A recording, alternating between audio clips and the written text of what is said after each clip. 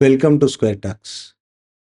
ఈరోజు మన స్టూడియోలో రైతు స్వరాజ్య వేదిక నాయకులు కన్నెగంటి రవి గారు ఉన్నారు. ఆయనతో రాష్ట్ర దేశ రైతాంగ పరిస్థితిపై, రాజకీయ పరిస్థితులపై మాట్లాడదాం. నమస్తే అండి. నమస్కారం.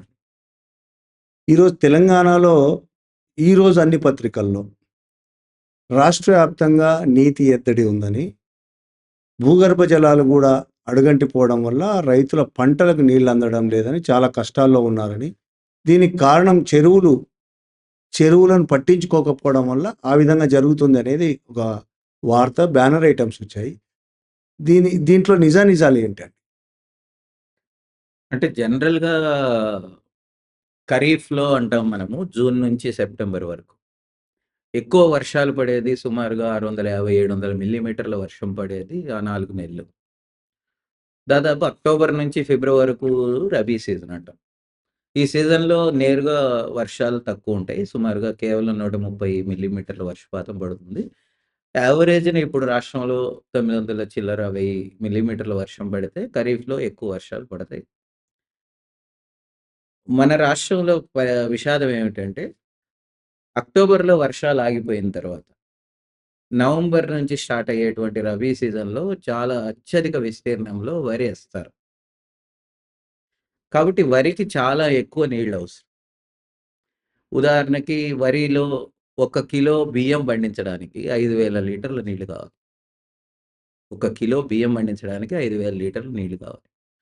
సుమారుగా 64 లక్షల ఎకరాలు ఖరీఫ్‌లో వరి సాగు చేస్తుంటే, ఈవెన్ రబీలో కూడా మళ్ళీ ఇంకొక 50, 55 లక్షల ఎకరాలు సాగు చేస్తున్నారు. దానివల్ల నీటి వినియోగం చాలా విపరీతంగా పెరిగిపోతుంది. ఎప్పుడైతే వరి పంటని రబీలో వేస్తారో, అనివార్యంగా బోర్‌లలో ఉన్నటువంటి నీళ్లను వాడుకోవాల్సొస్తది. వర్షాలు పడవు గనక.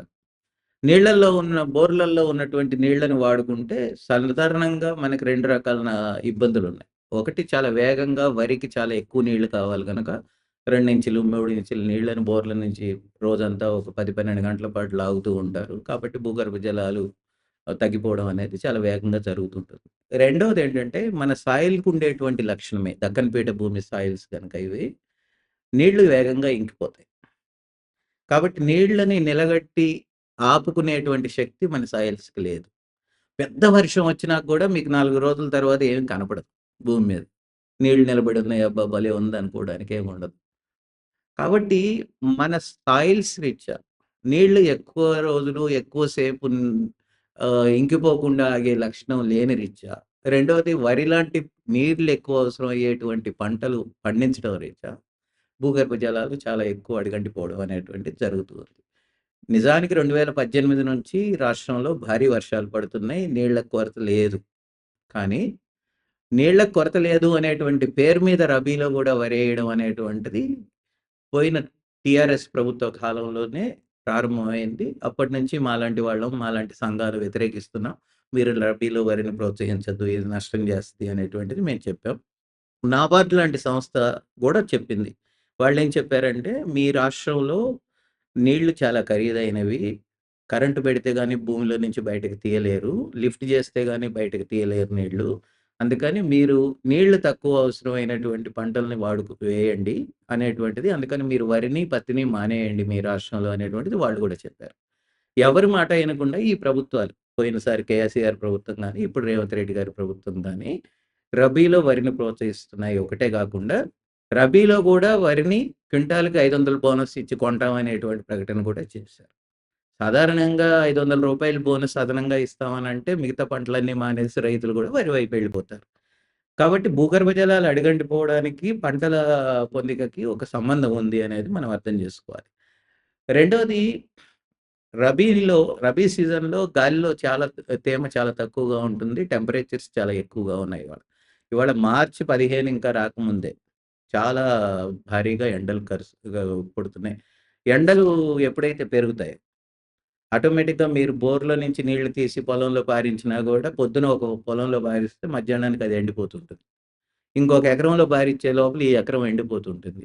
అంటే రైతు నిరంతరం సైకిల్‌లాగా భూమిని పారిస్తూనే ఉండాలి. అంటే నిరంతరం గాలిలో తేమ ఎక్కువుండి, చల్లదనం ఉంటేనేమో నీళ్లు తక్కువ అవసరం అవుతాయి. విపరీతంగా టెంపరేచర్స్ పెరుగుతున్నటువంటి దశలో నీళ్లు ఎక్కువ వినియోగంలోకి వస్తాయి. కాబట్టి నీళ్లు ఎప్పుడైతే ఎక్కువ వినియోగంలోకి వస్తాయో భూగర్భ జలాలు అడుగంటిపోవడం అనేటువంటిది చాలా సహజం. చెరువులను మెయింటైన్ చేయకపోవడం అనేటువంటిది కాదు సమస్య. చెరువుల కింద ఉన్న విస్తీర్ణం ఎంత? ఒక 5, 10 లక్షల ఎకరాలు. రబీ కాలంలో. మొత్తం మనకు రబీలో పండేటువంటి పంటల విస్తీర్ణం ఎంత? 70, 80 లక్షల ఎకరాలు. అందుకని కేవలం చెరువుల్ని మెయింటైన్ చేయనంత మాత్రాన ఇప్పుడు ఈ నష్టం వచ్చింది అని చెప్పేటువంటి విమర్శ అటు నమస్తే తెలంగాణ వాళ్ళో, టీ న్యూస్ వాళ్ళో లేకపోతే బీఆర్‌ని సమర్థించే ఇతర ఛానల్‌లో ఒక మాట చెప్పొచ్చు కానీ, నిజాలకి సైంటిఫిక్‌గా ఆలోచిస్తే ఈ అన్ని కారణాలు పనిచేస్తున్నాయి భూగర్భ జలాలు అంటిపోవడానికి. ఒకటి వర్షాలు లేకపోవడం అక్టోబర్ నుంచి. రెండోది వరి లాంటి పంటని నీళ్లు ఎక్కువ అవసరం అయ్యే పంటని రబీ సీజన్‌లో సాగు చేయడం. మూడోది ఫిబ్రవరి ఎండింగ్‌లోనే చాలా టెంపరేచర్స్ పెరిగిపోయి నీళ్లు త్వరగా ఆవిరైపోవడం లాంటి కారణాల రీత్యా భూగర్భ జలాలు అడుగంటిపోతున్నాయనేది నేను మన దగ్గర తరతరాలుగా దక్కన్ పీఠభూమి అయినప్పటికీ తెలంగాణలో వరి దాదాపు తరతరాలుగా పండిస్తున్నారు. పాతకాలంలో లేని ఈ పరిస్థితి ఈరోజు ఈ విధమైన పరిస్థితి రావడానికి ఏంటి కారణం ఏంటంటారు? ఒకటి తరతరాలుగా వరి ఇంత విస్తీర్ణంలో ఎప్పుడు లేదండి. వాస్తవానికి 2014 తర్వాత మాత్రమే తెలంగాణ రాష్ట్రం ఏర్పడిన తర్వాత ఒక తప్పుడు పోటీ. ఆంధ్రప్రదేశ్ ఒక్కటే అన్నపూర్ణ కాదు. మేము కూడా అన్నపూర్ణ అని చెప్పుకోవడానికి వరి విస్తీర్ణాన్ని ప్రభుత్వాలు ప్రోత్సహిస్తూ వచ్చినాయి. వాస్తవానికి మన రాష్ట్ర అవసరాలకి 45 లక్షల ఎకరాల్లో వరి పండిస్తే సరిపోతుంది. బియ్యం అవసరాలకి. కానీ ఇవాళ 1,10,00,000 ఎకరాల్లో వరి పడుతుంది. అంటే సుమారుగా 65 లక్షల ఎకరాల వరి మన అవసరానికి మించి పండుతుంది. ఇది ఇంత అవసరం లేదు ఈ వరి. ఒకప్పుడు వరి 15, 20 లక్షల ఎకరాల్లో పండేది. రబీలో కూడా ఇంకో 10, 15 లక్షల ఎకరాల్లో పండేది. 2 కలిసి కూడా 30, 40 లక్షల ఎకరాల్లో పండేది. ఇవాళ 1,10,00,000 ఎకరాలు, 1,20,00,000 ఎకరాల్లోకి వరి వెళ్ళింది. ఇదొకటి మనం దృష్టిలో పెట్టుకోవాలి. అప్పటికి, ఇప్పటికి వచ్చినటువంటి ఇతర మార్పులేమిటంటే, పర్యావరణంలో వచ్చినటువంటి మార్పుల రీత్యా టెంపరేచర్స్ బాగా పెరుగుతున్నాయి. వాతావరణాలు సీజన్‌లు అతలాకుతలం అయిపోతున్నాయి. ఉదాహరణకి గతంలో సంవత్సరం మొత్తం మీద ఒక 100 రోజుల వర్షపాతం ఉండేది. రబీలో గాని, ఖరీఫ్‌లో గాని. అంటే కొంచెం డిస్ట్రిబ్యూటెడ్‌గా వర్షాలు పడుతుండేయి. అప్పుడు బాగా. అది పంటలకు అనుకూలమైనటువంటిది. ఇప్పుడు ఉన్న వర్షపాతపు లెక్కేంటంటే, పడినప్పుడల్లా హెవీ రైన్స్ పడుతున్నాయి. చాలా తక్కువ రోజుల్లో పడుతున్నాయి. ఉదాహరణకి ఇప్పుడు సగటు వర్షపు రోజులు కేవలం 53. 100 రోజులు పడే వర్షం ఇవాళ 53 రోజుల్లో పడుతుంది. దానివల్ల ఏమవుతుందంటే, పడినప్పుడు ఎక్కువ వర్షం పడుతుంది. అది భూమిలో ఇంకిపోతుంది. లేదా ప్రవహించి నదుల ద్వారా, కాలువల ద్వారా సముద్రంలోకి వెళ్ళిపోతుంది. మనం రిజర్వాయర్‌లలో నింపుకొని ఆపుకోగలిగినటువంటివి చాలా తక్కువ. లేదా చెరువుల్లో ఆపుకోగలిగినటువంటివి తక్కువ.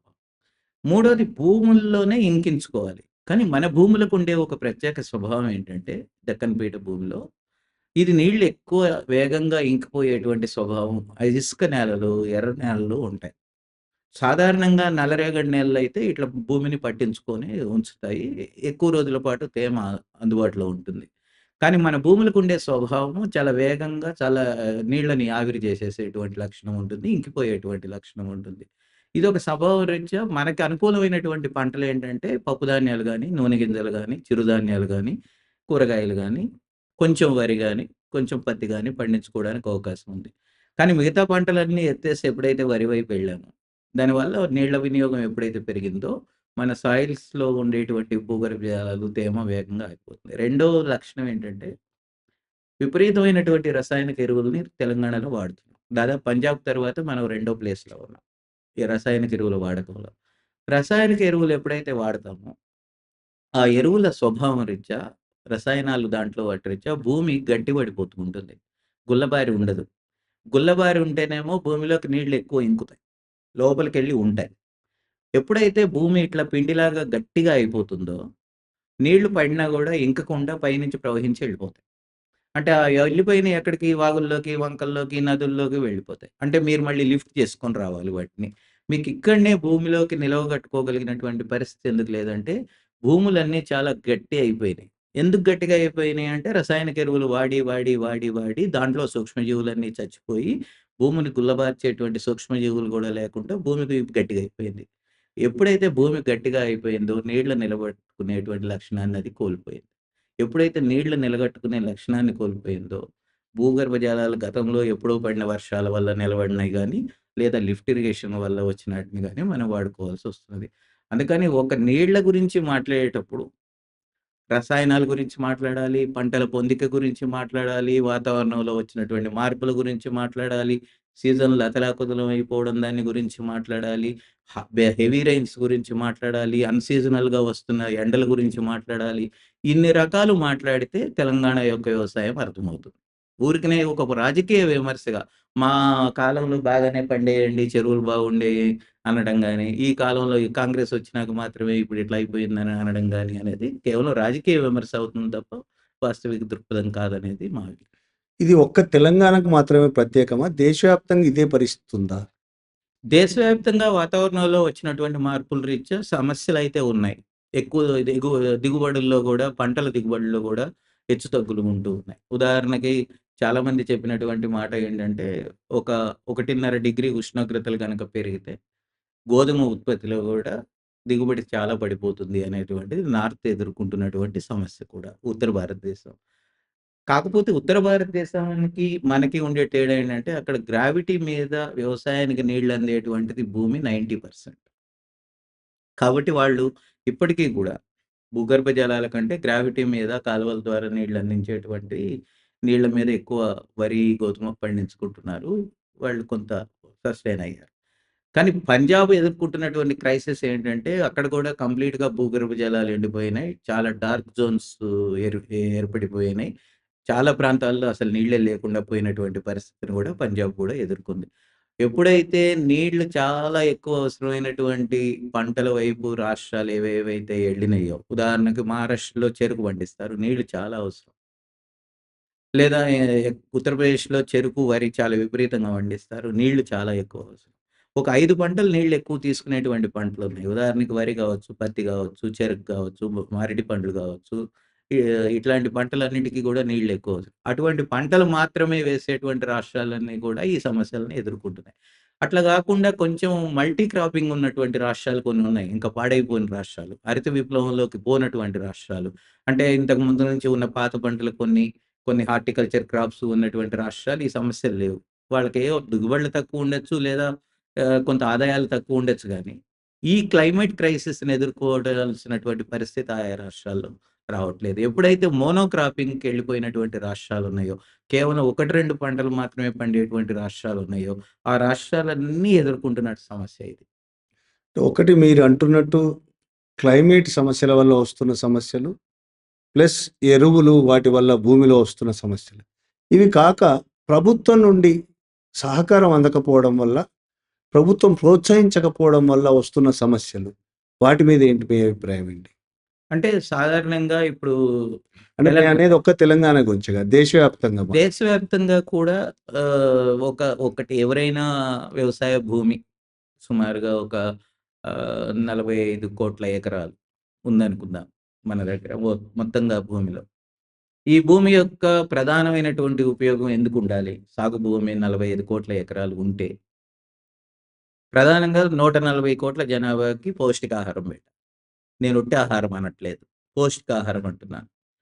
అంటే బియ్యం ఉండాలి, గోధుమలు ఉండాలి, అదే సందర్భంలో కూరగాయలు ఉండాలి, పప్పుధాన్యాలు ఉండాలి, నూనె గింజలు ఉండాలి.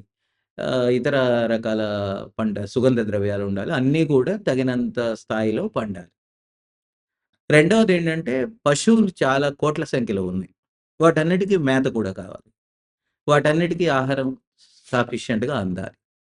మూడవది వ్యవసాయాధారిత పరిశ్రమలున్నాయి. ఆ వ్యవసాయాధారిత పరిశ్రమలకు కూడా ముడి సరుకులు కావాలి.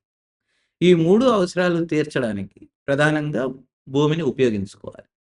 కానీ ప్రాబ్లమ్ ఏమైపోయిందంటే, వరి, గోధుమకి దక్కినంత మద్దతు ప్రధానంగా కేంద్ర ప్రభుత్వం నుంచి సేకరణ రూపంలో మిగతా పంటలకు ఎప్పుడు దక్కలేదు. కాబట్టి ఉత్తర భారతదేశంలో కొన్ని రాష్ట్రాలలో ఖరీఫ్‌లో వరేస్తున్నారు, రబీలో గోధుమ ఏస్తున్నారు. ఆ 2 పంటలని ప్రభుత్వాలు సేకరిస్తాయి గనక చాలా పెద్ద ఎత్తున విస్తీర్ణంలో వేస్తున్నారు. దాని ఫలితం ఏమైపోయిందంటే, మిగతా అన్ని రకాల పంటలు ఇవాళ మన దేశంలో అవసరానికి తగినట్టుగా పండలేదు. ఉదాహరణకి మన దగ్గర తగినంత పప్పులు పండట్లేదు. ఎన్ఐఎన్ చెప్పిందేంటి? నేషనల్ ఇన్‌స్టిట్యూట్ ఆఫ్ న్యూట్రిషన్ వాళ్ళు ఏం చెప్పారంటే, ప్రతి మనిషికి ఆరోగ్యంగా ఉండాలంటే రోజుకి 60 గ్రాముల పప్పు ధాన్యాలు తినాలి. ఒక 60 గ్రాముల నూనె గింజలు తినాలి. ఒక 350 గ్రాముల కూరగాయలు తినాలి. ఒక 100 గ్రాముల పండ్లు తినాలి. ఒక 25 గ్రాముల సుగంధ ద్రవ్యాలు తినాలి. ఇది వాళ్ళు చెప్పినటువంటి లెక్క ఒక మనిషి ఆరోగ్యంగా ఉండడానికి. అట్లాగే ఆహార ధాన్యాలకొస్తే బియ్యం గాని, గోధుమలు గాని, జొన్నలు గాని ఇవన్నీ కలిపి రోజుకి 450 గ్రాములు తినాలి. ఇంత తినాలి అనేటువంటిది 140,00,00,000 జనాభాకి ఇంత ఆహారం అందాలంటే ఎంత పండాలి అనేటువంటి ప్రణాళిక ఏమీ లేదు ఫస్ట్. వరి, గోధుమ విస్తీర్ణాన్ని పెంచేసి, సేకరించేసి గోడౌన్‌లో పెడుతున్నారు. పప్పు ధాన్యాలు లాంటివన్నీ కూడా ఇతర దేశాల నుంచి ఆఫ్రికా కంట్రీస్ నుంచి దిగుమతవుతున్నాయి. మన దేశంలో తగినంత లేక. మన దేశంలో నూనె గింజల ఉత్పత్తి లేక ఇండోనేషియా నుంచి, మలేషియా నుంచి పామాయిల్ దిగుమతవుతుంది. మన దేశంలో కూరగాయలు తగినంత అసలు ప్రజలకు తినేటువంటి పరిస్థితిలో లేక వాళ్ళకి పౌష్టికాహారం అందట్లేదు. గుడ్లు, మాంసం ఉత్పత్తిలో చాలా టాప్ లెవెల్‌లో ఉన్నాం గానీ, ప్రపంచంలోనే ప్రజల దగ్గర కొనుగోలు శక్తి లేక వాటిని తినట్లేదు. కాబట్టి మొత్తంగా దేశ ప్రజల ఆహార భద్రత గురించి మనం మాట్లాడినప్పుడు, మన భూమి తగినంత సఫిషియెంట్‌గా ఉంది గానీ, పంటల ప్రణాళిక సమగ్రంగా లేదు. ప్రభుత్వ ప్రోత్సాహాలు సరైన పద్ధతుల్లో లేవు. కేవలం వరికి, గోధుమకు మాత్రమే ప్రోత్సాహం అందించకుండా, పప్పు ధాన్యాలకి, నూనె గింజలకి, చిరుధాన్యాలకి, కూరగాయలకి తగినటువంటి మద్దతు ధరలిచ్చి, సేకరణ జేసి, ఏ రాష్ట్రానికి ఆ రాష్ట్రంలో నిల్వ చేసి, వాళ్ళు కుటుంబాలకు అందేటట్టు ప్రజా పంపిణీ వ్యవస్థ ద్వారా సరఫరా చేసి, ఇస్తే 2 రకాల ప్రయోజనాలు అందుతాయి. ఒకటి నీళ్లు ఎక్కువ ఉపయోగించే పంటల విస్తీర్ణం తగ్గుతుంది. ప్రజలకు అవసరమైనటువంటి పౌష్టికాహారం అందించే పంటల విస్తీర్ణం పెరుగుతుంది. మూడోది ప్రజలందరూ ఆరోగ్యంగా ఉంటారు. పశువులంతటికి మేత అందుతుంది. ప్ర వ్యవసాయ ఆధారిత పరిశ్రమలకు ముడి సరుకులు అందుతాయి. అంటే ఇంత సమగ్రమైనటువంటి ప్రణాళిక దేశంలోనూ లేదు, రాష్ట్రంలో లేదు. ఎందుకు నేను దేశం అంతటి గురించి ఒకే రకంగా మాట్లాడను అనంటే, సాధారణంగా రాజ్యాంగంలో 7th షెడ్యూల్‌లో వ్యవసాయ ఉత్పత్తి, పంటల ఉత్పత్తి, పరిశోధన, విద్య, మార్కెట్లు, ధరలు అనేటువంటిది రాష్ట్రాల జాబితాలో ఉన్న అంశం. అంటే ఒక రాష్ట్ర ప్రభుత్వం ముఖ్యంగా తన రాష్ట్రానికి ఎంత ఆహారం కావాలి, ఎంత పశువుల మేత కావాలి అనేటువంటి ప్రణాళిక వేసుకొని, దానికి అనుగుణంగా ఉత్పత్తి ప్రణాళిక చేస్తే రాష్ట్రంలో అవసరాలు తీరుతాయి. ఉదాహరణకి తెలంగాణ రాష్ట్రంలో 1,30,00,000 ఎకరాల్లో పంటలు పండుతాయి. ఏ పంట ఎంత విస్తీర్ణంలో ఏస్తే మన రాష్ట్ర అవసరాలు తీరుతాయి అనేటువంటి ప్రణాళిక ఇక్కడ వ్యవసాయ విశ్వవిద్యాలయం వాళ్ళు చేశారు. దాన్ని పక్కన పడేశారు కేసీఆర్ గారు. ఇప్పుడు రేవంత్ రెడ్డి గారు కూడా దాన్ని పక్కన పడేశారు. ఇద్దరు ఏం మాట్లాడారు? ఆ రోజు ఆయన, ఈ రోజు ఈయన ఏం మాట్లాడుతున్నారు? మీరు వరేయండి. నీకు రూ. 500 క్వింటాల్‌కి బోనస్ ఇస్తాను అని మాట్లాడుతున్నారు. దానివల్ల ఏమైంది?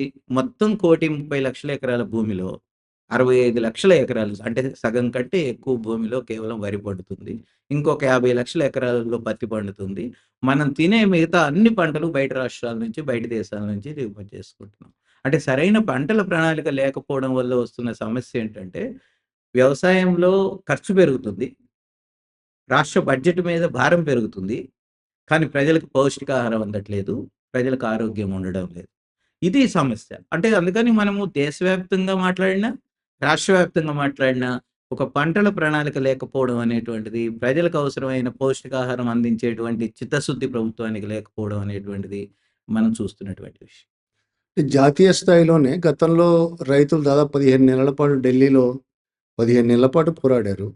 ఆ టైంలో అదే సమయంలో వీళ్ళ పోరాటం వల్ల కేంద్ర ప్రభుత్వం, మోడీ ప్రభుత్వము తాము తీసుకురావాలనుకున్న చట్టాలను వెనక్కి తీసుకుంది 3 చట్టాలని.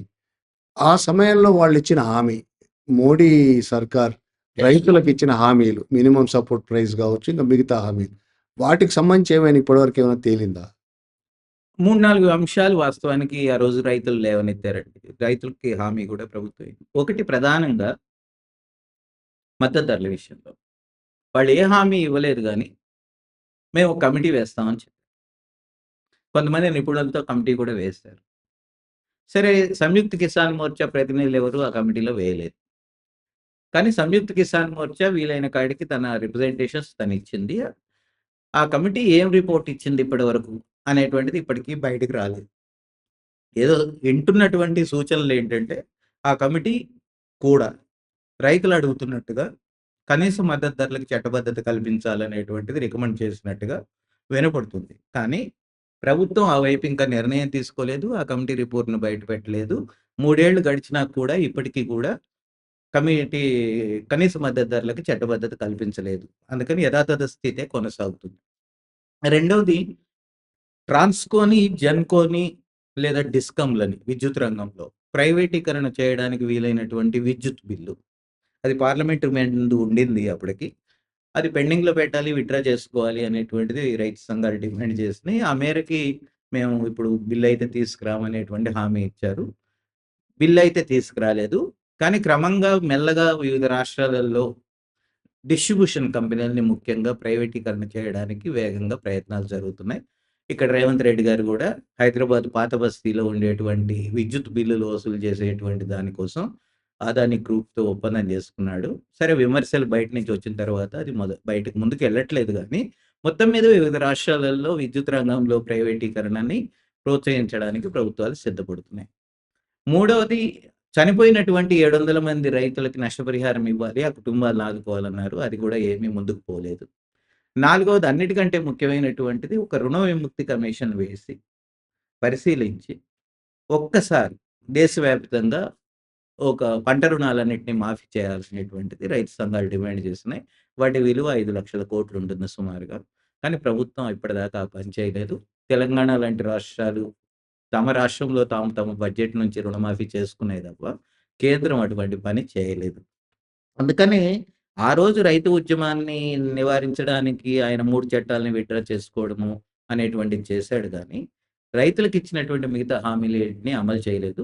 పైగా ఇప్పుడు రైతు చట్టాల్ని ఉపసంహరించుకునేటువంటి సందర్భంలో ఏవైతే అంశాల్ని మనం లేవనెత్తామో, వాటిని తిరిగి ముందుకు తేవడానికి ఒక మార్కెట్ సంస్కరణల పేరుతో ఒక చర్చా పత్రాన్ని ప్రజల ముందు ఉంచారిప్పుడు. పూర్తి స్థాయిలో ఆమోదం పొంది అమల్లోకి రాలేదు గానీ, ఆ చర్చా పత్రం యొక్క ఉద్దేశ్యమే దేశంలో ఉండేటువంటి మార్కెటింగ్ వ్యవస్థను మొత్తాన్ని, వ్యవసాయ ఉత్పత్తుల మార్కెటింగ్ కమిటీలను మొత్తాన్ని ప్రైవేట్ పరం చేయడం అనేటువంటిది మనకు స్పష్టంగానే అర్థమవుతుంది. అంటే 3 చట్టాలను విత్‌డ్రా చేసుకున్నప్పుడు ఏ అంశాలనైతే వ్యతిరేకించామో మనం, కొత్త రూపంలో వాటిని తీసుకురావడానికి కేంద్రం ప్రయత్నిస్తున్నది. రైతులకిచ్చిన మిగతా హామీలైతే ఇప్పటి వరకు అమలు కాలేదు. దేశవ్యాప్తంగా రైతులు 15 నెలల పాటు పోరాటం జరిపినా, ఇప్పటికీ రైతుల సమస్యలు పరిష్కారం కాకపోవడానికి మోడీ సర్కారు కార్పొరేట్ అనుకూల విధానాలే కారణమంటారా? వేరే ఇంకేమైనా కారణాలున్నాయా? అంటే ఒకటి ప్రధానమైనటువంటి కారణం కార్పొరేట్ అనుకూల విధానం. అంటే ఈ దేశంలో మొత్తం పంటల ఉత్పత్తి విలువ 45,00,000 కోట్లు సంవత్సరానికి. ఇతర ఏ రంగంతో పోల్చినా గూడా వీటి విలువ చాలా ఎక్కువ. కాబట్టి వ్యవసాయ ఉత్పత్తుల్ని మొత్తాన్ని క్యాప్చర్ చేస్తే, దేశ మార్కెట్‌ని క్యాప్చర్ చేయొచ్చు. మొత్తం ప్రజల జీవితాలని అదుపులోకి తీసుకోవచ్చు అనేటువంటిది కార్పొరేట్‌లు ఆలోచిస్తున్నాయి. అది విదేశీ కావచ్చు, స్వదేశీ కావచ్చు. అది రిలయన్స్, అదానీ లాంటి వాళ్ళు కావచ్చు, టాటా లాంటి వాళ్ళు కావచ్చు, బిర్లా లాంటి వాళ్ళు కావచ్చు. బయట నుంచి వస్తున్నటువంటి వాల్‌మార్ట్ లాంటి వాళ్ళు కావచ్చు, లేదా అమెజాన్ లాంటి వాళ్ళు కావచ్చు. వీళ్ళందరూ కూడా ఆలోచిస్తున్నది ఏంటంటే, వ్యవసాయ ఉత్పత్తుల మార్కెట్ అతి పెద్దది భారతదేశం. ఈ మార్కెట్‌ని క్యాప్చర్ చేయడం ద్వారా మొత్తం ప్రజల జీవితాలను శాసించడం అనేటువంటిది వాళ్ళ లక్ష్యం. వాళ్ళ లక్ష్యానికి చేరాలంటే వ్యవసాయ ఉత్పత్తులు అతి తక్కువ ధరలకి వాళ్ళకి అందాలి. రైతులకి కనీస మద్దతు ధరలు చట్టబద్ధత కల్పించకూడదు. ఈ 2 వాళ్ళ లక్ష్యం. దానికి అనుగుణంగానే మోడీ ప్రభుత్వం వ్యవహరిస్తున్నది. రైతులకు ధరలకు చట్టబద్ధత కల్పిస్తే కార్పొరేట్‌లు ఆ ధరలతో కొనలేవు. కొంటే చాలా ఎక్కువ ధరలకి వినియోగదారులకి అమ్మాలి. వినియోగదారుల మీద భారాన్ని వేస్తే దేశంలో రెసిస్టెన్స్ వస్తుంది. వినియోగదారుల మీద భారం వేయకుండా, రెగ్యులేట్ చేయకుండా మార్కెట్‌లని, తాము మార్కెట్‌ని క్యాప్చర్ చేయాలంటే ఉండేటువంటి ఏకైక మార్గం కార్పొరేట్‌ల ముందు రైతులకి మద్దతు ధరలు అందకుండా చూడడం. రైతులని పేదరికంలో ఉంచడం. రైతులకు ఆదాయాలు తక్కువ ఉండేటట్టు చూడడం. ఆ పని మోడీ ప్రభుత్వం కార్పొరేట్‌ల కోసం చేస్తున్నారు. అందుకనే మీరు మద్దతు ధరలు ప్రకటించేటప్పుడు సాధారణంగా స్వామినాథన్ గారి సిఫారసు ప్రకారం సమగ్ర ఉత్పత్తి ఖర్చుకి 50% కలిపి ఇవ్వాలనేది ఆయన సిఫారసు. కానీ ఇప్పుడు మోడీ ప్రభుత్వం గత 11 ఏళ్లుగా అనుసరిస్తున్నటువంటి పద్ధతి ఏమిటంటే, దానికి భిన్నమైనటువంటి పద్ధతుల్లో చాలా తక్కువ కనీస మద్దతు ధరలను ప్రకటిస్తున్నారు. దానివల్ల ఖర్చు ఎక్కువయ్యేటువంటి రాష్ట్రాల్లో రైతులు తీవ్రంగా నష్టపోతున్నారు. ఈ మధ్య హైదరాబాద్‌లో జరిగిన నేషనల్ అలయన్స్ ఫర్ పీపుల్స్ మూవ్‌మెంట్‌లో మీ రైతు స్వరాజ్య వేదిక కూడా సభ్యురాలు. దాంట్లో తీసుకున్న ప్రధానమైన నిర్ణయాలేంటి? ఆహ్, ఏ విధంగా వాటిని అమలు చేయబోతున్నారు? ముఖ్యమైన నిర్ణయాలు. అంటే ప్రధానంగా ఎన్ఏపీఎం ప్రజా ఉద్యమాల జాతీయ వేదిక 30 ఏళ్ల సభలు హైదరాబాద్‌లో మేము మార్చి 1 నుంచి 4 వరకు నిర్వహించాము. దాదాపు 24 రాష్ట్రాల నుంచి 450 మంది ప్రతినిధులు హాజరయ్యారు. అందరూ కూడా ప్రధానంగా క్షేత్రస్థాయిలో తమ సమస్యల మీద పోరాడుతూ, సంఘాలు పెట్టుకుంటూ, ఉద్యమాలను నిర్మిస్తూ ఉన్నటువంటి వాళ్ళు.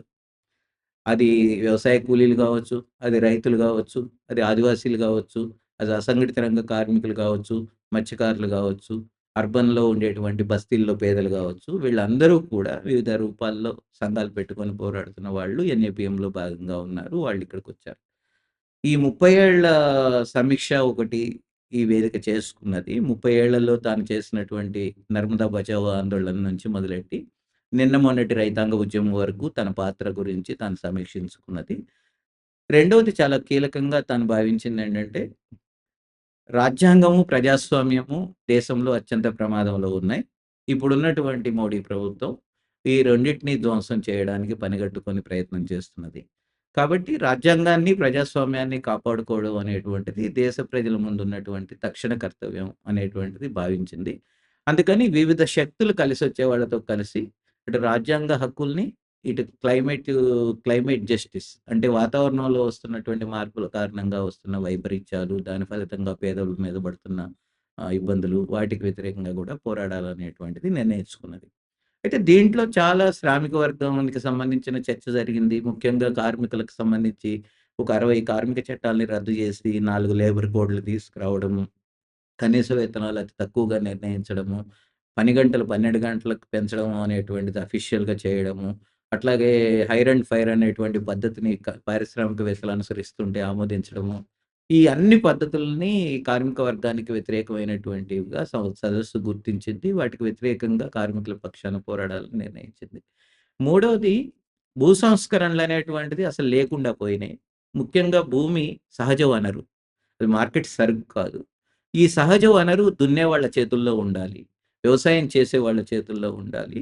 వాళ్ళకి భూ పంపిణీ జరగాలంటేనేమో భూ సంస్కరణల చట్టాలు అమలు కావాలనేటువంటిది కూడా సదస్సు మాట్లాడింది. మూడవది అతి కీలకంగా మాట్లాడింది ఒకప్పుడు ఒక ఉద్యమంగా తాను ముందుకు తీసుకొచ్చినటువంటి భూసేకరణ చట్టం. భూసేకరణ చట్టం పేరుతో ప్రభుత్వాలు పేదల చేతుల్లో ఉండేటువంటి భూమిని, ముఖ్యంగా దళితుల చేతుల్లో ఉండేటువంటి భూమిని వెనక్కి తీసుకుంటున్నాయి. నష్టపరిహారం సరిగ్గా ఇవ్వట్లేదు. వాళ్ళకి ప్రత్యామ్నాయమైనటువంటి ఉపాధి కూడా చూయించట్లేదు అనేటువంటిది చాలా చర్చించి, ఏ పార్టీ అధికారంలో ఉన్నా భూసేకరణ విషయంలో అన్యాయంగా వ్యవహరిస్తున్నది. తిరిగి మరోసారి దేశవ్యాప్తంగా ప్రజలు ఈ భూసేకరణకు వ్యతిరేకంగా ఈ భూసేకరణ కూడా ప్రభుత్వాలు ఎవరి కోసం చేస్తున్నాయి? ఏదో ప్రజాప్రయోగం కోసం, స్కూల్ కోసమో, కాలేజీ కోసమో, హాస్పిటల్ కట్టడానికో కాకుండా పరిశ్రమలకు ఇవ్వడానికి, అది కూడా ముఖ్యంగా ప్రైవేట్ పరిశ్రమలకు ఇవ్వడానికి సేకరిస్తున్నాయి గనక, ఈ ధోరణిని అడ్డుకోవాలి, ప్రతిఘటించాలి. ప్రజల చేతుల్లో భూమి ఉండేటట్టు చూడాలి. ముఖ్యంగా సరైన నష్టపరిహారం ఇవ్వకుండా భూమిని గుంజుకునేటువంటి దాన్ని వ్యతిరేకించాలనేటువంటిది ఒక కీలకమైనటువంటి నిర్ణయం చేసింది.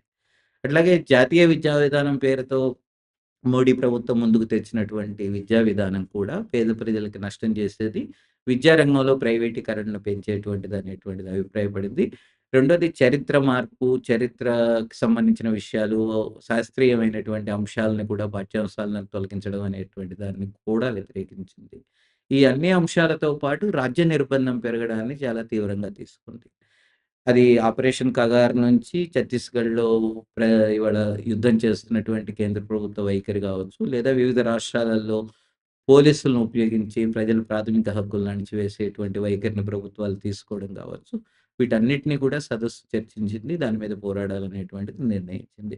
మొత్తంగా తాను అనుకుంటున్నదైతే రాజ్యాంగ విలువల్ని కాపాడుకోవడము, తద్వారా ప్రజాస్వామ్యాన్ని కాపాడుకోవడము, ప్రజల హక్కుల్ని కాపాడుకోవడము, ఫ్యాసిస్ట్ ఫోర్సెస్‌ని వ్యతిరేకించడము. ఈ 2 జమిలిగా జరగాలి.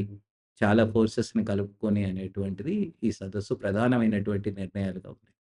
ప్రధానంగా కేంద్ర బీజేపీ సర్కార్‌ని ఫాసిస్ట్ సర్కార్‌గా మీరు ఎన్ఏపీ చాలా స్పష్టంగానే ఆ విషయాన్ని స్పష్టంగా ప్రకటించాం చెప్పారు. మేము. అది ఫ్యాసిస్ట్ సర్కార్‌గానే మేము దాన్ని నిర్వచించాము. ఎందుకంటే అన్ని రకాల ప్రజాస్వామిక వ్యవస్థల్ని రాజ్యాంగబద్ధంగా ఎన్నికైనటువంటి వాటన్నిటిని గూడా ఎలక్షన్ కమిషన్ నుంచి కోర్టుల వరకు, అది సీఏజీ నుంచి ఇతర సంస్థల వరకు, యూనివర్సిటీల వరకు అన్నిటిని ధ్వంసం చేయడం అనేటువంటిది, వాటి స్వయం ప్రతిపత్తిని కూడా దెబ్బతీయడం అనేటువంటిది చేస్తూ, ఒకవైపు మిలిటరైజేషన్ చేస్తూ, మేము ఖచ్చితంగా ఆదివాసుల మీద యుద్ధాన్ని ప్రకటించడము, కొన్ని రాష్ట్రాల్లోకి విమానాల ద్వారా బాంబులిడవడం ఇయన్నీ కూడా రాజ్యాంగ విరుద్ధమైనటువంటిది, ప్రజాస్వామ్య వ్యతిరేకమైనటువంటిది. ఇది ఫ్యాసిస్ట్ శక్తులు ప్రజల మీద చేస్తున్న యుద్ధంగానే మేము చూస్తున్నాం గనక, ఇదొక ఫ్యాసిస్ట్ ప్రభుత్వం అనేటువంటిది. ఏ రకంగానూ ప్రజాస్వామ్యం మీద గౌరవం లేనటువంటి ప్రభుత్వంగానే మేము చూస్తున్నాం. అంటే ప్రత్యేకంగా మోడీ బీజేపీని ఓడించడానికి ఏమైనా ప్రత్యేకంగా మిగతా వాళ్ళతో కలవడం అట్లా ఏమన్నా అవకాశాలుంటాయా? అట్లా ఈ ఎన్నికల రాజకీయాలు కాస్త పూర్తిగా అంటే దూరం. మేము ఎన్ఏపీఎంగా, రైతు స్వరాజ్య వేదికగా మేమెప్పుడూ ఎన్నికల్లో పార్టిసిపేట్ చేయడం గురించి ప్రత్యేకంగా ఆలోచించట్లేదు. మేము ప్రధానంగా ప్రజా ఉద్యమాల బలంగా ప్రజాస్వామ్యాన్ని కాపాడుకోవడం అనేటువంటిదే అనుకుంటున్నాం. ప్రజా ఉద్యమాలు ప్రజల చైతన్యంతో వస్తాయనేటువంటిది మేము భావిస్తున్నాం. ప్రజల చైతన్యంలో భాగంగా ఎప్పుడైనా ఎన్నికలొస్తే, ప్రజాస్వామ్యాన్ని కాపాడుకునే వైపు వాళ్ళు ఓటేయాలనేటువంటిది వరకు చెప్తాం గానీ, మేముగా ఎన్నికల్లో పార్టిసిపేట్ చేయడము, ఏదో ఒక పార్టీకి సపోర్ట్ చేయడము, ఏదో ఒక పార్టీకి మద్దతు ఇవ్వడము అనేటువంటిది సాధారణంగా రైతు స్వరాజ్య వేదిక చేయట్లేదు. ఎన్ఏపీఎం చేయట్లేదు. భారత్ జోడో అభియాన్ లాంటివి మేము పార్లమెంట్ ఎన్నికల ముందు తీసుకున్నాం గానీ, మేము ప్రత్యేకమైనటువంటి ఎఫర్ట్ ఈసారి మోడీ ప్రభుత్వాన్ని పార్లమెంట్ ఎన్నికల్లో ఓడించడము, ఇండియా కూటమిని గెలిపించడం అనేది అప్పుడు పిలుపిచ్చాం మేము. కానీ మా క్రిటికల్ వాయిస్ మాదెప్పుడు ఎట్లా ఉంటుందంటే, ఈవెన్ ఇండియా కూటమిలో ఉండేటువంటి పార్టీలు తాము అధికారంలో ఉన్నటువంటి చోట ప్రజలకు వ్యతిరేకంగా, ప్రజల హక్కులకు వ్యతిరేకంగా పనిచేస్తుంటే వాటిని తీవ్రంగా వ్యతిరేకించాలని, వాటికి గూడా వ్యతిరేకంగా పోరాడాలనేటువంటిది మా అభిప్రాయం. ఏదో బీజేపీని ఓడించాలనేటువంటి పేరుతో ఇతర పార్టీలు ఏం చేసినా మౌనంగా ఉండాలనేటువంటిది మా అభిప్రాయం కాదు. అందుకని ఎన్నికల రాజకీయాల్లో మేము నేరుగా పాల్గొనం కానీ, ఎన్నికల్ని ప్రజల హక్కుల కోణంలో నుంచి చూస్తాము.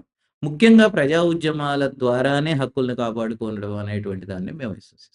ఇప్పుడు ప్రజా ఉద్యమాల ద్వారా ఫాసిస్ట్ ప్రభుత్వాన్ని ఎదుర్కోవడం గానీ, లేదు మిగతా పార్టీలు ప్రజలకు వ్యతిరేకంగా చేస్తుంది. ఎదుర్కోవడం గురించి మాట్లాడుతున్నాం. ఈ 4 దశాబ్దాల్లో 4, 5 దశాబ్దాల్లో ముందు దాదాపు ఒక 50 ఏళ్ళు, 40 ఏళ్లకు, 30 ఏళ్ల ముందున్న ప్రజా చైతన్యము లేదంటే ప్రజా పోరాటాలు ఇవాళ కనిపించడం లేదు. దాదాపు వాటికి నాయకత్వం వహిస్తున్న వాళ్ళు వెనుకబట్టుబడుతున్నారు. పోరాటాలు తగ్గిపోయినాయి. రైట్ వింగ్ పెరుగుతుంది. దీన్ని ఎట్లా అర్థం చేసుకుంటున్నాను? అంటే ప్రపంచవ్యాప్తంగా కూడా రైట్ వింగ్ పెరుగుతుంది. అంటే అమెరికాలో ఇవాళ రైట్ వింగ్ ట్రంప్ అధికారంలోకి వచ్చినటువంటి తీరు చూస్తే, అది ఏమి డెమోక్రటిక్ ప్రభుత్వం కాదు, లెఫ్ట్ ప్రభుత్వం కాదు. అది పూర్తిగా రేపు ఒక నిరంకుశత్వం వైపు అమెరికాని తీసుకెళ్ళి, అమెరికాని నాశనం చేసేది మిగతా దేశాలను కూడా నాశనం చేసే వైపు వెళ్లారు. యూరోప్‌లో చాలా దేశాల్లో కూడా రైట్ వింగ్ పెరుగుతుంది. అది మనం గమనిస్తున్నదే. భారతదేశంలో ప్రత్యేకించి రైట్ వింగ్ పెరగడానికి కారణం ఏంటంటే, నిజంగా ప్రజల పక్షాన, ప్రజల కోసం నిలబడి ఉండాల్సినటువంటి వామపక్ష పార్టీలు గానీ, విప్లవ పార్టీలు గానీ, మారుతున్నటువంటి పరిస్థితుల్ని సరిగ్గా అర్థం చేసుకొని, ప్రజా ఉద్యమాల్ని నిర్మాణం చేయడంలో చేసుకున్నటువంటి వైఫల్యం కూడా ఒక కారణంగా నేను భావిస్తాను. అంటే ప్రపంచీకరణ అందరిని ప్రభావితం చేస్తుంది అన్నట్టుగానే, ఈ పార్టీల క్యాడర్‌ని, నాయకత్వాన్ని గూడా ప్రభావితం చేసింది. నిజంగా సమాజంలో, రాజకీయాల్లో వచ్చినటువంటి మార్పుల్ని ఆర్థిక విషయాల్లో గ్రామీణ ప్రాంతంలో గావచ్చు, నగరాల్లో గావచ్చు, వస్తున్నటువంటి మార్పుల్ని సరిగ్గా గుర్తించి, నిజంగా వాటి బాధితుల పక్షాన నిలబడి పోరాడాల్సినటువంటి సంఘాలు, కార్యకర్తలు, నాయకులు ప్రజలను అంటిపెట్టుకొని లేకపోవడం వల్ల, మనం దూరం కావడం వల్ల ఈ ఫేజ్‌లోకి ప్రజల నిరాశ, నిస్పృహల్లో ఉన్నటువంటి ప్రజల దగ్గరికి మతం అనే పేరుతో, ముస్లిం వ్యతిరేకత అనే పేరుతో ఒక మతవాద శక్తులొచ్చి కూర్చున్నాయనేటువంటిది నా అభిప్రాయం. శ్రామిక ప్రజల్ని నిజంగా లెఫ్ట్ పార్టీలు అంటిపెట్టుకొనుంటే ఈ ఫోర్సెస్‌కి ఇంత శక్తి వచ్చుండేది కాదు అనేది నేను అనుకుంటున్నాను. అంటే స్వీయాత్మక వైఫల్యం కూడా లేదా ఆత్మవిమర్శనాత్మక వైఖరితో ఉద్యమాలను నిర్మించకపోవడం కూడా ఒక ప్రధానమైనటువంటి కారణంగా ఉంది. రెండోదేంటంటే, ఈ మతవాద ధోరణులు కలిగినటువంటి ఫ్యాసిస్ట్ శక్తుల్లో వాళ్ళకి 2 లక్షణాలుంటాయి. ఒకటి, సమాజంలో ముస్లింల పట్ల, క్రైస్తవుల పట్ల, లేకపోతే కమ్యూనిస్టుల పట్ల ద్వేషాన్ని రెచ్చగొట్టడం. రెండో వైపు ఆర్థిక విధానాల్లోనేమో కార్పొరేట్‌లకు సేవ చేయడం అనేటువంటిది 2 ముఖాలుగా వాళ్ళు వ్యవహరిస్తున్నారు. కానీ ప్రజలు తమ తక్షణ జీవితంలో ఫలితాలు పొందలేనప్పుడు, నిరాశ, నిస్పృహల్లో ఉన్నప్పుడు, మతం వాళ్ళకొక ఊరటనిచ్చేటువంటి అంశంగా మారిపోయినప్పుడు, దాన్ని క్యాప్చర్ చేసి వాడుకొని రాజకీయాలకు ఉపయోగించుకుంటున్నటువంటి శక్తిగా బీజేపీ ఉంది గనక, బీజేపీ వైపు ప్రయాణం అనేటువంటిది దేశంలో ప్రజల వైపు నుంచి వేగంగా జరిగిన పరిణామం. కానీ ఎంత వేగంగా వాళ్ళెళ్ళాలనుకున్నారు. 100 ఏళ్ల ఆర్ఎస్ఎస్ చరిత్రను మనం గమనిస్తే వాళ్ళెంత వేగంగా వెళ్ళాలనుకున్నారో, అదే సందర్భంలో ప్రజాస్వామిక శక్తులు గాని, లేదా లెఫ్ట్ గాని, కొంత యునైటెడ్‌గా పనిచేస్తే అడ్డుకట్ట వేయొచ్చు అనడానికి 2023లో జరిగినటువంటి 24లో జరిగినటువంటి పార్లమెంట్ ఎన్నికలే నిదర్శనం. 23లో. ఎందుకు? వాడు 400 సీట్లు సంపాదించాలని బయలుదేరిన వాడిని 240 సీట్ల దగ్గర ఆపగలిగింది. ఈ ఫోర్సెస్ యొక్క యూనిటీ. ఇండియా కూటమి ఏర్పాటు చేయడం గావచ్చు, భారత్ జోడో అభియాన్ లాంటి సంస్థలు పనిజేయడం గావచ్చు, లెఫ్ట్ గూడా ఇండియా కూటమిలో భాగంగా ఉండి గ్రౌండ్‌లో పనిజేయడం గావచ్చు, మొత్తంగా భారత్ బచావో లాంటి సంస్థలు దేశవ్యాప్తంగా ఫ్యాసిస్ట్ వ్యతిరేక ప్రచారం చేయడం గావచ్చు, తెలంగాణలో తెలంగాణ పీపుల్స్ జేఏసీ లాంటి సంస్థలు ఏర్పడి బీజేపీకి వ్యతిరేకంగా పోరాటం చేయడం గావచ్చు, ముస్లిం సంఘాలు జేఏసీ గావచ్చు, ఇక్కడ కింది స్థాయిలో పనిజేయడం గావచ్చు, ఇవన్నీ కూడా బీజేపీని అడ్డుకట్ట వేయడానికి తోడ్పడినాయి. అంటే దీని నుంచి నేర్చుకోవాల్సినటువంటి పాఠం ఏమిటంటే, బీజేపీ ఓడించలేనంత శక్తి పెద్దదేం కాదు. కాకపోతే యునైటెడ్‌గా ఉండడం ఎట్లా, విచక్షణతో ఉండడం ఎట్లా, ప్రజల పట్ల బాధ్యతగా ఉండడం ఎట్లా, ప్రజల సమస్యల మీద ఎవరు వ్యతిరేకంగా వ్యవహరించినా వాళ్ళని సరిజేయడం ఎట్లా అనేటువంటిది నిరంతరం నిత్య పోరాటంలో నుంచి నేర్చుకునేటువంటి పాఠంగా ఈ పార్టీలు, ప్రభుత్వంలో ఉన్న పార్టీలు కావచ్చు, ప్రభుత్వాలకు బయట ఉండేటువంటి లెఫ్ట్ పార్టీలు, విప్లవ పార్టీలు కావచ్చు. ఇది నడుస్తున్న క్రమంలో నేర్చుకునే పాఠాలుగా స్వీకరించి నడిస్తే ఫ్యాసిస్ట్ శక్తులను ఓడించొచ్చు అనేటువంటిది నా విశ్వాసం. ఎందుకంటే 2023 ఎన్నికలు అదే నిరూపించినాయి అనేది నా అభిప్రాయం. మళ్ళొకసారి తెలంగాణకొద్దాము. తెలంగాణలో గతంలో కేసీఆర్ ప్రభుత్వం దాదాపు 10 ఏళ్ళు పరిపాలించారు కేసీఆర్. దాన్ని వ్యతిరేకించి ప్రజలు ఇప్పుడు రేవంత్ రెడ్డి కాంగ్రెస్ పార్టీని గెలిపించారు.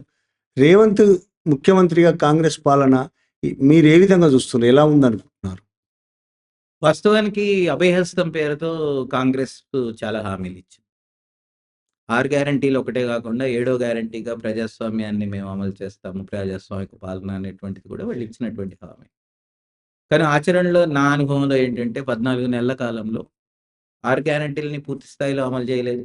ఒకటి. ఏడో గ్యారంటీని అసలు పూర్తిగా పక్కన పెట్టేశారు. ఎన్‌కౌంటర్‌లు ఈ రాష్ట్రంలో గూడా మళ్ళీ కాంగ్రెస్ వచ్చినాక జరిగినాయి. అదే సందర్భంలో గ్రామీణ ప్రజలు ఏదైనా వాళ్ళ నిరసన వ్యక్తం చేయడానికి సభలు పెట్టుకుంటే అనుమతులు గూడా ఇవ్వట్లేదు. అదొకటి మనం చూస్తున్నాం. హైదరాబాద్‌లో ఇందిరా పార్క్ లాంటి చోట్ల ఏదైనా ధర్నాకి అది గూడా ఆంక్షల మధ్య ధర్నాలకు అనుమతిస్తున్నారు గానీ, ఇప్పుడు ఉదాహరణకు ఫార్మాసిటీ అనేటువంటి దానికి వ్యతిరేకంగా అక్కడ గ్రామీణ ప్రజలు సభలు పెట్టుకోవాలనుకుంటే వాళ్ళకి అనుమతించలేదు. వాళ్ళు కోర్ట్‌కెళ్ళి అనుమతి తెచ్చుకోవాల్సొచ్చింది. దిలావర్‌పూర్‌లో అక్కడ ఇథనాల్ ఫ్యాక్టరీకి వ్యతిరేకంగా ఒక సభ పెట్టుకోవాలనుకుంటే అనుమతించలేదు. వాళ్ళు కోర్ట్‌కెళ్ళి అనుమతి తెచ్చుకోవాల్సొచ్చింది. అంటే ఎక్కడికక్కడ గ్రామీణ ప్రాంతంలో హక్కుల్ని హరించడం అనేటువంటిది ఈ ప్రభుత్వం కూడా చేస్తున్నది. అదే సందర్భంలో చాలా ముఖ్యమైనటువంటిదేంటంటే, బడ్జెట్ లిమిటేషన్స్ ఉన్నప్పుడు, అప్పులున్నప్పుడు రాష్ట్రంలో, తనకుండేటువంటి ఆర్థిక వనరులని పేద ప్రజల మీద ఖర్చు పెట్టాలి ప్రధానంగా. కానీ ఈ ప్రభుత్వం పేద ప్రజలకు సంబంధించినటువంటి చాలా కీలకమైనటువంటి అంశాల మీద నిధులు ఖర్చు పెట్టడం అనేటువంటిది తగ్గించేసి, తను మీ డిజైన్ చేసుకున్నటువంటి ఎజెండా వైపు వెళ్ళిపోయింది. వాళ్ళ ప్రధానమైనటువంటి మంత్రివర్గ చర్చల్లోకొస్తున్నటువంటి అంశాలేమిటి? రోడ్ల విస్తరణ, త్రిబుల్ ఆరు, మెట్రో, లేకపోతే హైదరాబాద్ స్కై ఓవర్సు, లేకపోతే ఫోర్త్ సిటీ ఇట్లాంటియన్నీ ఇవాళ ప్రభుత్వ ఎజెండాలో పదే పదే చర్చకొస్తున్నాయి. నిజంగా పెన్షన్‌లు ఇప్పటికి ఇవ్వలేదు. 2022లోనే కేసీఆర్ పెన్షన్‌లు ఇవ్వడం మానేశాడు. కొత్త పెన్షన్‌లు. ఈ ప్రభుత్వం వచ్చి 14 నెలలైనా ఒక పెన్షన్ కూడా ఇవ్వలేదు. ఆ ప్రభుత్వం 10 ఏళ్ళు రేషన్ కార్డులు ఇవ్వలేదు. ఈ ప్రభుత్వం ఇప్పుడు రేషన్ కార్డుల పంపిణీ మొదలెట్టింది. ఈ ప్రభుత్వం విద్యారంగం మీద 15% బడ్జెట్ పెడతానని చెప్పింది. 7% మాత్రమే బడ్జెట్ పెట్టినటువంటి స్థితి ఉంది. ఈ ప్రభుత్వం కౌలు రైతులను కూడా గుర్తిస్తానని చెప్పింది. కానీ అంతిమంగా భూమి యజమానులకు మాత్రమే రైతు భరోసా ఇస్తున్నది. ఈ ప్రభుత్వం చెప్పినటువంటి చాలా హామీలు అమల్లోకి రాలేదు. తప్పుడు మార్గదర్శకాలతో అమలవుతున్నాయి. దానివల్ల నిజంగా పేదలు కాంగ్రెస్ ప్రభుత్వం అధికారంలోకొచ్చిన తర్వాత ఇచ్చినటువంటి హామీల అమల్లో ఒక రంగాల వారీగా కొంత సీరియస్‌గా దృష్టి పెట్టి, ఒక 10 ఏళ్ల విధ్వంసం ఏదైతే జరిగిందో దాని నుంచి రాష్ట్రాన్ని బయటపడేయడానికి ఒక సీరియస్ ఎఫర్ట్ చాలా మందితో మాట్లాడి ఒక పద్ధతి ప్రకారం చేయాలో, ఈ ప్రభుత్వం ఆ ట్రాక్‌లో లేదు. దానివల్ల ఏమైపోయిందంటే పాత డెవలప్‌మెంట్ మోడలే నడుస్తున్నది. అంటే అర్బనైజ్ కావడం అనేటువంటి రియల్ ఎస్టేట్ మోడల్‌ని ప్రమోట్ చేయడం అనేటువంటిదే నడుస్తున్నది. దానివల్ల ఏమవుతుందంటే ఇప్పటికే గ్రామీణ ప్రాంతంలో ఉండేటువంటి వ్యవసాయ భూమి అంతా కూడా రియల్ ఎస్టేట్ వాళ్ళ చేతుల్లోకి వెళ్ళిపోతున్నది. గ్రామీణ ప్రాంతంలో ఇప్పటికి గూడా 60% జనాభా ఉన్నా గూడా వాళ్ళ చేతుల్లో ఆదాయం ఎక్కువ రావట్లేదు. చాలా కుటుంబాలు 93% కుటుంబాలు అప్పుల్లో ఉన్నాయనేటువంటిది ఎన్ఎస్ఎస్‌ఓ సర్వే జెప్పింది. కనీస అప్పు రూ. 1,50,000 ఉందనేటువంటిది గూడా వాళ్ళు చెప్పారు. వాళ్ళు చెప్పిన ఇంకో మాటేంటంటే, ఈ రాష్ట్రంలో 5 ఎకరాల లోపు ఉన్నటువంటి రైతుల ఆదాయం కేవలం నెలకి రూ. 9,500. సెవెంత్ పే కమిషన్ ప్రకారం నిర్ణయించిన వేతనం 18,000. ఒక మామూలు బంట్రోతుకు నిర్ణయించినటువంటి వేతనం. కానీ 5 ఎకరాల రైతు యొక్క ఆదాయం 9,500. అంటే చాలా వ్యత్యాసం ఆర్థిక వ్యత్యాసాలు గ్రామీణ ప్రాంతంలో ఉన్నటువంటి పరిస్థితిలో, నీ ఎజెండాని ప్రభుత్వ ఎజెండాని అటువైపు మళ్లించి, వాళ్ళు హామీ ఇచ్చినట్టుగా ఒక శాస్త్రీయ పంటల ప్రణాళిక చేయడం, ఒక సమగ్ర వ్యవసాయ విధానం రాయడం, యూనివర్సిటీలని అగ్రికల్చర్ యూనివర్సిటీని, వ్యవసాయ శాఖని అనుసంధానంతో పని చేయించడం. లేదా ఒక కొత్త విత్తన బిల్లు తీసుకొచ్చేసి నాణ్యమైన విత్తనాలు రైతులకు అందేటట్టు చూడడం. వాళ్ళు హామీ ఇచ్చినట్టుగా ఒక పంటల బీమా పథకాన్ని అమలు చేయడం. ఇవన్నీ కూడా మేము ఆశించినయి, ఎక్స్‌పెక్ట్ చేసినయి ఈ ప్రభుత్వ మేనిఫెస్టో నుంచి. కానీ నేను ప్రకటించిన ఇవన్నీ కూడా ఏవి అమలు కాలేదు. కేవలం రైతు భరోసా ఒకటి కొంత అమలు ఇప్పుడు ప్రారంభమైంది గానీ ఒక సీజన్ లేట్‌గా. అది కూడా 36% ఉన్నటువంటి కౌలు రైతులకి మళ్ళీ అన్యాయం చేసే విధంగానే వాళ్ళని పక్కన పెట్టేసి అమలు చేస్తున్నారు. రెండోది 10 ఎకరాలకు పరిమితం చేస్తాం రైతు భరోసాని అని చెప్పినటువంటి వాళ్ళు, ఇవాళ ఎంత భూమి ఉన్నా సరే రైతు భరోసా ఎకరానికి 15,000 చొప్పున ఇస్తాం అనేటువంటి దగ్గర అమలు చేస్తున్నారు.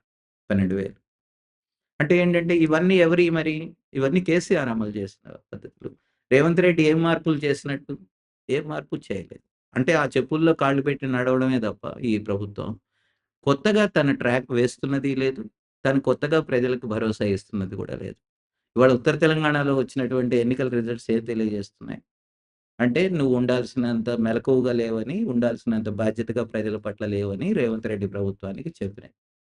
నువ్వు బీజేపీ బలపడుతుంది, గెలుస్తుంది అనే స్థితికి ఉత్తర తెలంగాణలో తేవడం అనంటే, రేవంత్ రెడ్డి మాకు 2 సీట్లు రాకపోయినా నష్టమేం లేదు అని రాజకీయ ప్రకటనలు చేయడం తప్ప, నిజంగా ఈ రాష్ట్రంలో బీజేపీ బలపడకుండా చేయడానికి, ఈ రాష్ట్ర ప్రజలకి యొక్క అభివృద్ధి నమూనాని సరిగిన పద్ధతులకు మళ్లించడానికి ఆయన ఏం చేయదలుచుకోలేదు అనేది అర్థమవుతుంది.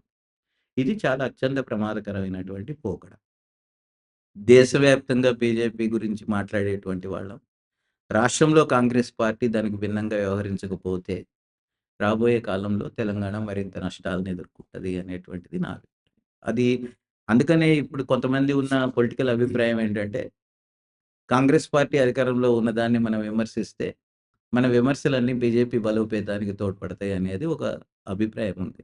నా వరకు నేను వ్యక్తిగతంగా మేము భావిస్తున్నది ఏమిటంటే, బీజేపీ ఒక ఫ్యాసిస్ట్ శక్తి. దాన్ని తెలంగాణ బలపడకుండా చూడాల్సిన బాధ్యత మన మీద ఉంది. అదే సందర్భంలో కాంగ్రెస్ ప్రభుత్వం ప్రజా వ్యతిరేకంగా పరిపాలన సాగిస్తూ, ప్రజల హక్కుల్ని హరిస్తూ ఉంటే, లేదా ఒక పాత అభివృద్ధి నమూనా కార్పొరేట్‌లకు అనుకూలంగా తయారు చేస్తూ ఉంటే, దాని పట్ల మనం గొంతెత్తి మాట్లాడకపోతే, పోరాడకపోతే, ఈ రాష్ట్రం కార్పొరేట్‌ల చేతుల్లోకి పోతుంది. మరోవైపు బీజేపీ చేతుల్లోకి పోతుంది. ఎందుకంటే ప్రజలు మౌనంగా ఉండరు. వాళ్ళు తమదైన ప్రతిపక్షాన్ని ఎంచుకొని వాళ్ళ ఎనకాల పోతుంటారు. అది ప్రజా సంఘాలు ఆ బాధ్యతను నిర్వర్తిస్తే ప్రతిపక్ష పాత్ర వహించడానికి వాళ్ళు ఎనకాలొస్తారు. ప్రజాపక్షాలు, వామపక్షాలు, లెఫ్ట్ పార్టీలు, విప్లవ పార్టీలు ఇవన్నీ మౌనంగా ఉండి, దూరంగా ఉంటే ప్రజలు బీజేపీ ఎనకాల పోతారు. అప్పుడు మనం గగ్గోలు పెట్టినా కూడా ఉపయోగం ఏమీ లేదు అనేది నా అభిప్రాయం. మేము అందుకనే గత 6 నెలలు, 7 నెలలుగా ఈ రాష్ట్రంలో ముందుకొచ్చినటువంటి అన్ని పోరాటాలకి తెలంగాణ పీపుల్స్ జేఏసీగా, రైతు స్వరాజ్య వేదికగా మేము మద్దతు ప్రకటిస్తున్నాం. అది ఎథనాల్ వ్యతిరేక పోరాటాలు గావచ్చు, అది ఫార్మాసిటీ వ్యతిరేక పోరాటాలు గావచ్చు, అది భూసేకరణకు వ్యతిరేకంగా పోరాటాలు గావచ్చు. వీటన్నిటిలోనూ గూడా తప్పకుండా మేము భాగస్వాములం అవుతున్నాము. ప్రజల పక్షాన ఉంటున్నాము. ఇవాళ విద్యారంగంలో కూడా చాలా అపసవ్యమైనటువంటి విధానాలను ఆయన తీసుకుంటూ ఉన్నాడు. ఆహ్, దానివల్ల రాబోయే కాలంలో ఇంకా ప్రభుత్వ స్కూళ్ళల్లో స్ట్రెంత్ మరింత పడిపోతుంది. ఒకప్పుడు 30,00,000 మంది ప్రభుత్వ స్కూళ్ళల్లో ఉన్నారు. గత 2 ఏళ్లుగా ఇది 23,00,000కి పడిపోయింది. అదే కాంగ్రెస్ ప్రభుత్వం నుంచి ప్రజలు ఏవైతే ఎక్స్‌పెక్ట్ చేశారో, ఆ విషయంలో ప్రజల్లో తీవ్రమైనటువంటి అసంతృప్తి అయితే ఉంది. అంటే ప్రజల ఆకాంక్షలకు అనుగుణంగా పరిపాలన లేదు అనేది ఉంది. ఒక ఇండియా కూటమిలో కీలకంగా ఉండేటువంటి కాంగ్రెస్ పార్టీ దేశవ్యాప్తంగా బీజేపీ ఫ్యాసిస్ట్ శక్తులను ఓడించాలని చాలా స్పష్టంగా మాట్లాడుతున్నటువంటి కాంగ్రెస్ పార్టీ, రాష్ట్రంలో అధికారంలో ఉన్న చోట్ల తన వ్యవహార శైలి మాత్రం దానికి భిన్నంగా ఉండకపోతే ప్రజల్లో భరోసాను కోల్పోతదనేటువంటిది మా అభిప్రాయం. అందుకని మేము మొదటి దశలో ప్రభుత్వానికి, పార్టీ పెద్దలకి చెప్పడానికి ప్రయత్నం చేశాము. ప్రొఫెసర్ హరగోపాల్ లాంటి వాళ్ళం మేమందరం కలిసెళ్లి కూడా మాట్లాడాము.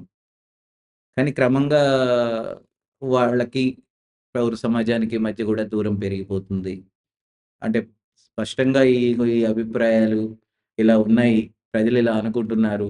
ప్రజా సంఘాలు ఇలా అనుకుంటున్నాయి అనేటువంటిది ఇవాళ ముఖ్యమంత్రి గారి దాకా చేరుతుందో లేదో మాకు తెలీదు. కానీ ఈ రాష్ట్రంలో ప్రభుత్వ పాలన మాత్రం ప్రజానుకూలంగా లేదు. Okay sir. దేశ, రాష్ట్ర రాజకీయ పరిస్థితులపై, రైతుల పరిస్థితిపై వివరంగా మాట్లాడారు. థ్యాంక్ యూ అండి. Thank you.